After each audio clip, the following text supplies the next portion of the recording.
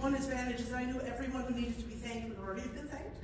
They have. The challenge, of course, is to not repeat any of the incredible and heartfelt remarks that you've heard. So let me do what I do best, which is to urge all of you to call to action.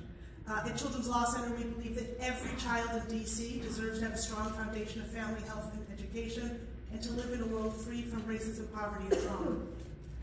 Our city is failing to provide that foundation to literally tens and thousands of children, and policy decisions that are being made at the national and the local level are threatening to undermine that even thin foundation that we've created. So there are three things that we need. We need to make our government more effective. We need to ensure that our government has the money it needs to support families. And when our government fails, we as a community need to step up to fill the gaps to support families. The business, nonprofit, and philanthropic partners who are all in the room today, you've been there for families. Everyone who's been a Washingtonian of the Year in previous years, if we come together, we can make change. That is the time that we're in right now. We need to lean in and work together. There are so many different ways to do that.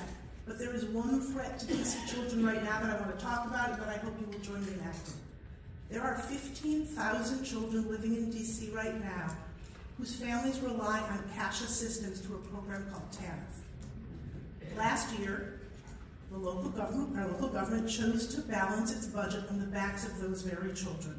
And unless the mayor and our DC council act during this budget cycle, those families will have their support reduced from a meager $800 a month to living on $200 a month. Imagine doing that. It's not nearly enough for things that you and I take for granted: bus fare, clothes, let alone the basic necessities of life: food, rent, and medicine, which, as you can imagine, are going to be even harder to access given what the federal cuts are.